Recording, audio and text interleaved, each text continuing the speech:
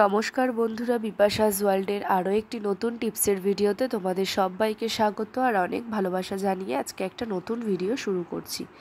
দেখো বন্ধুরা, সকাল থেকে রাত পর্যন্ত মহিলাদের অনেক কাজকর্মই করতে হয়, তাই কিছু কাজকর্ম আমরা যদি একটু বুদ্ধি খাটিয়ে করি তাহলে কিন্তু নিজেদের অনেকটা সুবিধে হবে। সারাদিন পর যেমন নিজেদের জন্য আমরা কিছুটা সময় বার করতে পারবো, ঠিক সেরকমই অনেকটা খরচ সাশ্রয়ও হবে। চলো শুরু করা যাক আজকের ভিডিওটি ভালো লাগলে অবশ্যই সাবস্ক্রাইব করে পাশে থেকো। প্রথম টিপস, দেখো বন্ধুরা, আমরা যখন রান্নাঘরে রান্না করি, যে কোনো কিছুই হোক, বিশেষ করে ভাত, তারপর লিকুইড জাতীয় যেমন ডাল, যদি আমরা প্রেশারে সিটি দিই, জল বেশি হয়ে গেলে কিন্তু কি হবে দেখবে, সেই জল কিন্তু উপচে পড়ে সেই গ্যাস পুরো নষ্ট হয়। আর গ্যাসের ওভেনের নিচে কিন্তু যেই রান্নাঘরের যে স্ল্যাবটা থাকে সেটাও পুরো প্রচণ্ড নোংরা হয়ে যায়।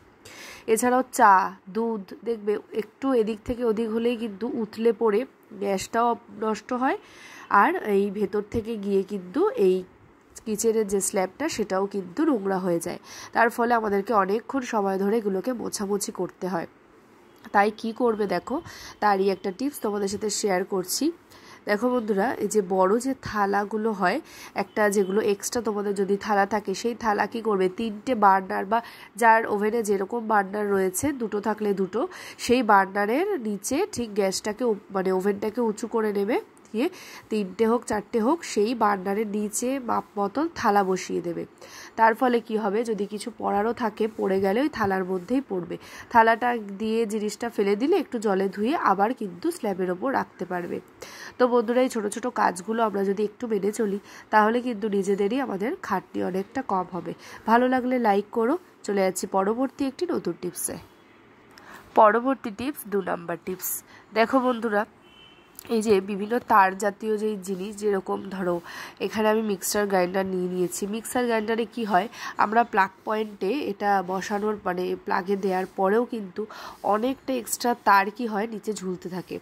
তার ফলে জায়গাটা যেমন অগোছালো লাগে, ঠিক সেরকমই এই জিনিসটা রাখতে অনেকটা বেশি জায়গারও কিন্তু প্রয়োজন হয়। এছাড়াও কি হয়, এই তারটাতে যে কোনো বাচ্চা হোক বড় হোক হাতে টান লেগে পুরো মিক্সিতে কিন্তু উল্টে আসতে পারে, পড়ে যেতে পারে। তাই কি করবে, এই তারটাকে খুব সুন্দর করে কিন্তু গুটিয়ে রাখতে পারবে, দিয়ে আবার প্লাগ পয়েন্টে কিন্তু গুঁজতেও পারবে।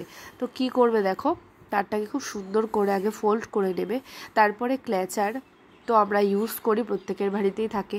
ক্ল্যাচারের একটা দাঁত যদি ভেঙে যায়, আমরা সেটা ফেলে দিই, ফেলে না দিয়ে এরকম ছোটো ছোটো কাজে কিন্তু তোমরা ব্যবহার করতে পারো।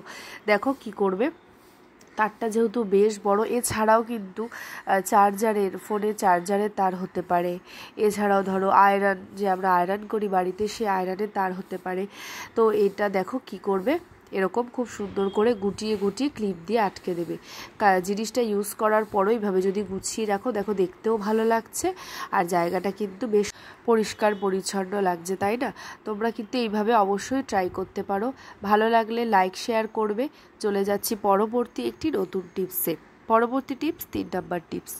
দেখো বন্ধুরা, আমি এখানে কিন্তু একটা ব্যাগ নিয়ে নিয়েছি। তো আমাদের তো মেয়েদের প্রচুর ব্যাগ থাকে, তাই না? কি হয়, ধরো একটা অনেক দিন ইউজ করার পর আরেকটা ধরো পড়ে রইলো, বা ডেইলি ব্যবহার করতে করতে হাতের যে আলগা ময়লাটা সেটা কিন্তু এই ব্যাগের মধ্যে চলে আসে, একটা কালচে কালচে ভাব, একটা ধুলো ধুলো ভাব চলে আসে। তো সেই শাইনিংটা যাতে বজায় থাকে তার জন্য তোমরা কি করবে, ঘরোয়াভাবেই কিন্তু এটা করে নিতে পারো। কি করবে দেখো, আমি এখানে একটা টিস্যু নিয়ে নিয়েছি। এই টিস্যুগুলো একেবারে শুকিয়ে গেছে, সেই কারণে আমি টিস্যুটা ইউজ করে ফেলছি এইভাবে করেই।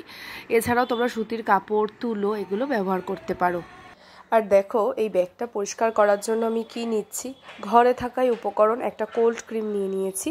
তো প্রত্যেকের বাড়িতেই ক্রিম থাকে, যে কোনো ক্রিম থেকে একটু নিয়ে নেবে, নিয়ে পুরো ব্যাগটার মধ্যে দিয়ে দেবে, দিয়ে তারপরে কিন্তু টিস্যু দিয়ে ভালো করে ডলে নেবে, ভালো করে ঘষবে 2-3 মিনিট। দেখবে যদি সাদা রঙের কিছু দিয়ে পরিষ্কার করো, দেখবে কতটা পরিমাণে ময়লা কিন্তু উঠে এসেছে এই টিস্যুর মধ্যে।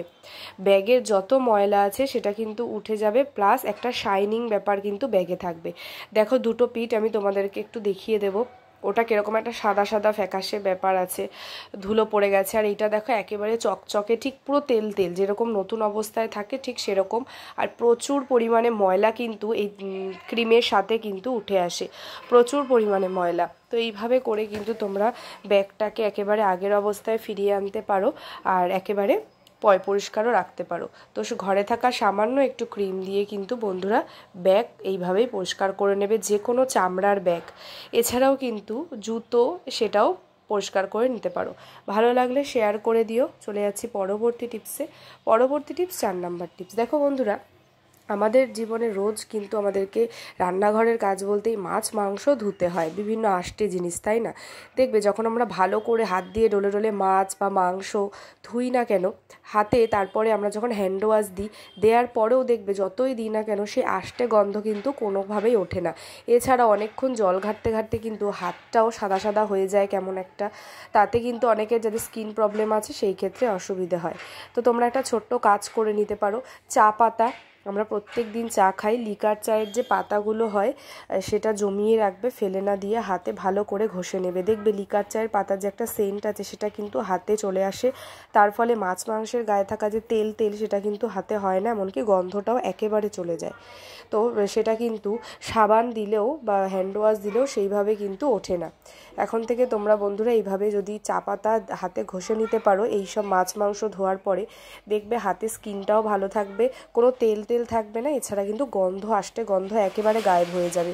শুধু এটা দিলেই মানে প্রথমে দিয়ে নেবে, তারপরে হ্যান্ড ওয়াশ দেবে, দেখবে কোনো গন্ধ কিন্তু থাকবে না। আর অবশ্যই এই পাতাগুলোকে এটার মধ্যে ফেলে দেবে, তারপরেই হাতটা ভালো করে ধুয়ে নেবে, নাহলে কিন্তু বেসিনের মুখটা আটকে যাবে। তো বন্ধুরা, আজকের ভিডিওতে কোন টিপসটা তোমাদের সবথেকে বেশি ভালো লেগেছে অবশ্যই কমেন্টে জানিও। কে কোথা থেকে আমার ভিডিওটি দেখছো সেটাও কমেন্ট করে জানিও। ভালো লাগলে প্রত্যেকের মাঝে শেয়ার করে দিও, আর ভালো লাগলে অবশ্যই চ্যানেলটিকে সাবস্ক্রাইব করে লাইক করে কমেন্ট করে রেখো। আজকের মতো এই পর্যন্তই, পরের দিন এরকমই টিপস নিয়ে আবারও দেখা হচ্ছে। ততক্ষণ সবাই খুব ভালো থেকো।